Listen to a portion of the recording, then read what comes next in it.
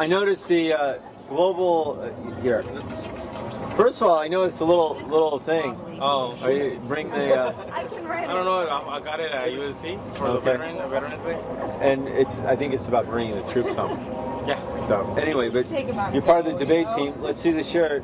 Well, it's much safer. Global warming. You know, we heard rumor that in Australia they think it's just a big hype and rumor and stuff. How do you feel about that? Well, there's a lot of facts. Well, why would they not believe on it? All right. As I say this, the biggest carbon footprint ever is from, that's right, the military. Isn't this how all the end of the world scenarios start? We're talking about global warming, and then the things start by. The next thing you know, we're in a bad Kevin Costner film. Can you name a bad Kevin Costner end of the world scenario? That's good. That's good. You've forgotten. See, that's the best part. We've forgotten Kevin Costner. He did Waterworld. He also did The Mailman. They were horrible films, and they always, let's just say, depicted like life had fallen apart. So he said, "Look at this." He's taking care of me. So wonderful. All right. So you're the coach? One of the coaches, yeah. What do? You work them out on like a couple of topics and then work towards the main issue, or what? No. We get a resolution from the UN Foundation, and then we have a pro side and a con side. It's very formalized, so we have to fit them into the structure of the debate. So a lot of these students, it's brand new for them, so they don't even know what a debate is, how to present, how to articulate their thoughts, how to do the research, how to substantiate. So there's a lot of that. Actually, he's a rookie. He's a rookie. Yeah. Oh, so they haste you, or are they doing it just like they do, like the Hells Angels? They put you through the gauntlet of like. They're friendly. Oh, they are? Yeah. Oh, that's good. That's good. Well, this seems like a little better debate. But as we know, debate teams, if you have to articulate in language, you also are probably honing your skills in English. Right. Or do you make them? And logic. Yes. You know, logic is a big one. Logical fallacies, logical arguments, the progression of a thought or an argument is really important. So. Well, you better not go there, because if we think logically, we might not need to think more than once about trying to get people to convince them that there is global warming going around. But the thing is that there's a very huge emotional aspect. There is. And that contradicts. But that has nothing to do with facts. But that is where the argument comes from. So the argument against all the logic comes from an emotive stance. Tends to come from an emotive stance. And in that emotive stance, logic doesn't even play a part, and then you have to struggle to find new arguments to fight an irrational, emotional stance. So, just hypothetically, between you and me, global warming, how many of your students do you have to convince that there is global warming? I think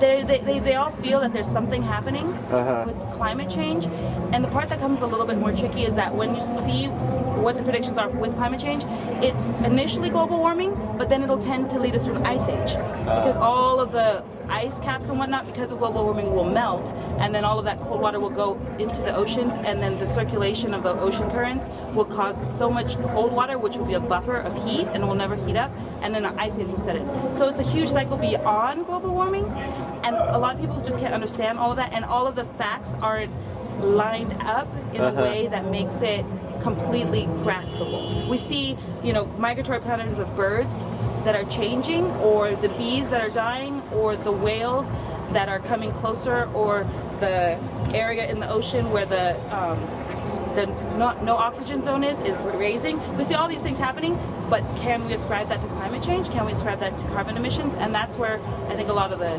question is, and since it's not tangible, then some people don't want to believe it, because you can't point to this as the problem.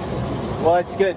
I also think that when you do it on a debate or something for schools or something, it tends to bring the issue back to a local level. Right. What can you do in something? And as we say this, we've gotten, look, our star rookie debater on a bike. You know, he's looking at this bike like, oh, you left it, it's got some dust on it. Dude, this is like a trek, man. I believe, and just to give you some sort of credence, Lance Armstrong won the Tour de France on a trek. And look at this, somebody phantoming the bike out here. That, of course, is Nick. I like a medium mammal. Look at this.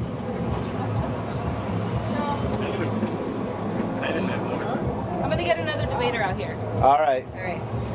Well, thank you very much. And what was your name, Miss? Amber. Amber, very nice to meet you. Chicken leather. All right, chicken leather. Where's there? There's the man with his buttons on the machine. That's right. It's Nick from Media Mammal. And Nick. Yes. Oh, he's talking now. We gotta let him talk. No, I can talk, but it's ringing. How we doing here? We're in front of the Santee Education Complex. Yeah. They used to call these schools before they called them complex, and they got to be the size of Walmart. Are you here? Where are you? You're gonna be out front? Hey, Jeremy. All right, we're out front. Wait for you. Okay, there you go. The Greenster. All right, bye. So, you teach here at schools. Are the kids really up on their global warming? I noticed the debate team is going to start discussing it. I don't know. Ask somebody. Hey, you know what climate change is? What? Climate change? Climate change? Yeah. Yeah. Well, we'll teach you about that. Huh? We gotta talk about that. We put him on the spot in front of his friends. Come on, I'm a bad teacher. I'm a bad teacher. Talking about global warming. Well, yeah, but does it really start with teachers? Or I noticed that you're riding your bikes, or Yeah. do you do this a lot? Not as much as I should. I feel guilty. Got a huge thing of water. Well, you're coming prepared for everybody. Oh, I may have to take you up on the apple.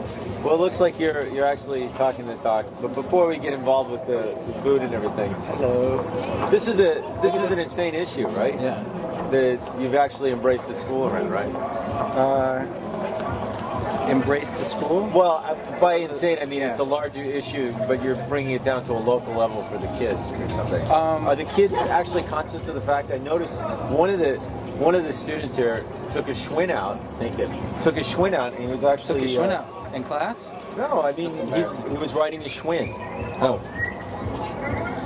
So did you see the bike rack up there? No, I didn't. We got all kinds of fixies and fixed gears, and I think they close it up and make it look like a jail just because it's not a jail, right? That's why. Yeah, because it's not. When are they going to make schools look like schools again? Well, they've been looking like the same people who do schools do jails. The same architects who do schools also do jails. Don't they understand that you don't really need this for a school? Or are they trying to keep the riprap out or the students in? Well, obviously, the answer would be both. All right, Nick, we're gonna get on the tour here. The tour day. What are you calling today's? It's for the mayor's town hall about the Copenhagen conference. So the mayor will be there. Yeah. So instead of actually centering on Copenhagen and all the things that we're not doing like Copenhagen, why don't we break fresh and start doing things on our own? I mean, Los Angeles,